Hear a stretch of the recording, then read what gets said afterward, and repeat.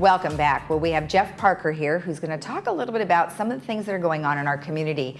Now, there has been some confusion regarding gate access and, the employees and things like that that can help you today. So, hi, welcome. Thanks for joining us. So, obviously, there's been a bit of confusion with the gate access. I know we closed a few gates here and there, so maybe you can shed some light on why and which ones they have accessibility. I'm going to walk back to last night. Governor Newsom came on television throughout California and radio, and if anybody heard it on the internet. And what the governor did was they basically did an executive order which basically is telling people to stay in place, stay home. This was not what we had in place 2 days ago. We talked about that when I was previously on the show, that businesses could act as usual. But now with the new order by the governor, everybody that is non-essential, and those non-essential is basically programs that are, the essential ones are programs that the federal government is saying health and safety are critical to the operations. They stay in place. But non-essential needs to stop, and that includes businesses that are non-essential. And with that, we were preparing for that, and we had a feeling that that was coming. So a couple things that we activated and are started activating today, and that is some gate closures. And the reason for the gate closures is twofold. One, to restrict the access of individuals coming into the village that we wanted to control and make sure that that wasn't occurring unless it was a necessity. Secondly, for those that probably know the village really well, a lot of our ambassadors that work the gates are the people that are at most high risk, 65 and older, or may have a prevailing issue with regards to their health. So we have had a number of those individuals appropriately ask that they not have to come to work or that they can't come to work. And so we're, again, following the order, want them to stay home. If they feel comfortable staying home, that's what they should do. In the meantime, in order to manage that facility then, we decided to close some gates. And I mentioned yesterday that those closing gates are 3, 6, 8, and 9. Yes.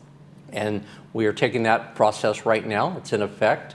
And then the other gates will stay open, and we will have additional full-time staff that we are augmenting with our part-time staff to make sure that all of the gates are manned appropriately and that we efficiently handle the traffic that will be coming in.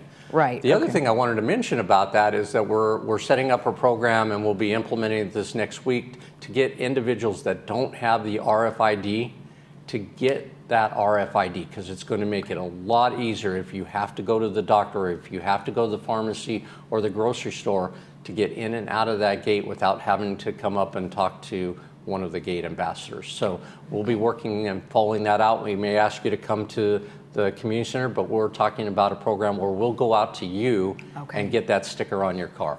So when they come through the gate then, and if that particular individual does not have the RFID, then you will ask them to follow certain instructions, right? Exactly. Okay, perfect.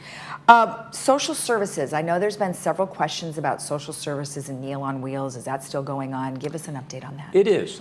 So Meals on Wheels, we contacted them, and they're still in operation. They're going to continue in operation. What we were told is that they're not going to add additional people to their list because their capacity kind of is at that full level, but they are going to continue operation as is. With regards to our social services department, we indicated that we were expanding their hours Monday through Friday from 8 a.m. to 8 p.m. so that we could have more outreach, or individuals could call in if they have any questions or if they needed to talk to someone about information. We're trying to gather as much information as we can for individuals on where they can go shop, what their needs are. We'll get that information on our website as much as we can, and then social services will have that information as well. So social services then is still somewhat business as usual, working with the same resources that they've always been working with. Same resources, we just expanded the hours, and the reason we did that in part was, again, we wanted to make sure that our staff had the flexibility of staying home as well. And obviously, we now know that the schools are closed, and so we have a number of individuals who are facing the challenge of, what do I do with my kids home? So we stretched out that. It's worked so far, worked this pretty well this week, and so we'll continue to do that as long as we can. You know, one thing I think is interesting is, you know, some of the restaurants are still doing delivery and takeout. So we have a restaurant, Restaurant 19. So what is happening there? Are they still doing deliveries? We talked to Tony there at the restaurant, and we asked him if he would be encouraged to do that. He put a menu together, Oh, great. and so he will be doing deliveries. It won't be takeout where you can go there. Right. It will be just a delivery only. Perfect. And we have the hours that he's going to be going through the gate. I think that is 11 to 1, and then from 5 to 8 in the evening. Okay. So those will be the 2 times where he's going to send out his vehicles and deliver meals if you want to order from Tony at Clubhouse 19. Okay. So let's talk about, you know, if somebody had an appointment with a contractor to come into the home, and I know that that's probably not happening, but what if somebody has forgotten? What do they need to do? Well, if they can call Resident Services, we'll help them and walk them through that. But they need to contact those contractors. If it's a non-essential service, then they shouldn't be having that activity at this point in time. Okay, great.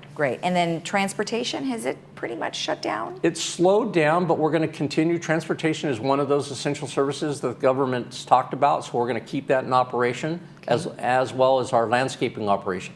And I want to talk about the landscaping a little bit, but to transportation, clearly the number of people that are riding is down, but we want to ensure. So what we did was we eliminated the afternoon, what we call the evening lift program. We put that on hold. And basically, so we'll operate from 9 to 5 with our structured bus service, Monday through Friday. And then also 8 to 9 in the morning, we still are in contract with Lyft. So some people get up a little earlier, get going, they go over to the grocery store. Because our fixed route started at 9, we didn't want to change that schedule and confuse people anymore. So 9 to 5, fixed schedule, Monday through Friday. And then Lyft in the morning from 8 to 9, and then we postpone right now the evening from 5 to 10 activities. So we hope that people using the transportation, need transportation, can use it from 9 to 5. Right. That's the fixed route system, and if there is the 1 or 2 that need it, the 8 to 9 will cover that. Okay, great. Then on to landscaping. We think that landscaping is an essential service for a couple of reasons. We have a lot of trees in the community, and we have a lot of shrubs and hillsides, and we need to protect those with regards to the Orange County Fire Authority saying it's a fire risk. So we think that's an essential service that will continue. If we're told at some point in time that that's not considered an essential service and we can't go any further in that, then we'll work with our contractors on that. Okay. But with regards to our mowing operation, whenever it's dry, not when it's raining, we're going to continue to keep the village as nice and looking as we can, because we think that's an essential service for value and economics for the village. Right. Well, also safety too. I mean, if you have a brush or you have a tree that hasn't been trimmed, something could fall. It's absolutely correct. Right. The other part of that operation, which is handled by a different crew, but is our golf course. As I indicated, we're closing the golf course down, but again, we'll continue a skeleton crew to maintain that and so that it doesn't get out of control. Absolutely. Garden center. So I know you said that the garden centers were staying open. Is that still the case? We're allowing that to stay open, although that's one that we're evaluating right now under the order. We want to see if we can still do that, because what the governor has still indicated, and everybody has, it's still great if you can get out with social distancing and get some fresh air. Good. And so if we can keep the right social distancing out there, we're going to have to evaluate that under this new order, though. Okay, and then to talk about getting outside, I mean, obviously, if it's not raining, it's a very nice day out. You are encouraging people to go outside, but to do the social distancing. Absolutely have to do that. Under this new order, basically, people are stay in place is the order now. But I think to get some fresh air, if they can do that in that environment, then they should do that in that environment. Okay, and then meetings. I know you've been having lots of meetings, however, not with everybody in the same room. Will the meetings go forward possibly next week, or we really won't know until Monday? When we're looking at all of our meetings through the rest of the month have been canceled or postponed. Okay. And starting in April, we're going to have virtual meetings or teleconference meetings with all of our activities starting in April. Okay. I think our first board meeting is VMS has a closed session, and then GRF follows right behind that. Both of those activities will be done by our members calling in or electronically by email, commenting on the agendas, and then the board will be at home using video conference capabilities that we've established in this. Okay. All right, well, you give us great updates. What else? Is there anything else that you'd like to tell us about? Well, I just, to our residents out there, be safe, follow these orders. It's real important. Obviously, this virus issue is very serious, Right. and we want our community to thrive. And we believe, and I think the governor and the president and all of the health officials really understand that the importance of this now. They've jumped on this to say, stay at home, be safe, don't let this thing spread, because the more it spreads, the more impact it has on our health system. And I think that's Exactly. really the greatest risk right now is if the health system, i.e. hospitals, get overwhelmed, that's going to exaggerate this virus's activity out there. Well, and that's a really good point, because what they're saying is that if it does become overwhelmed, then people who normally would be going to the hospital for other things may not be able to get in. So, Correct. So very Correct. good point. All right, well, thank you very much. We'll look forward to the next update. Thank you, Lisa. All right. And remember that all of the information that we've given you here will be available on the website, and you can go to the LagunaWoodsVillage.com website and make sure you click on that one button right in the middle that says the coronavirus update, and all the information will be there.